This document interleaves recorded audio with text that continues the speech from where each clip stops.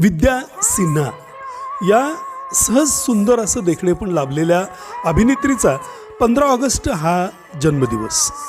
छोटीसी बात हा अमोल पालेकर यांच्यासोबतचा त्यांचा चित्रपट प्रचंड लोकप्रिय झाला आणि आजही रसिकांच्या मनामध्ये त्या चित्रपटाच्या आठवणी ताज्या आहेत. एक हलकी फुलकी सहज अशी प्रेमकथा.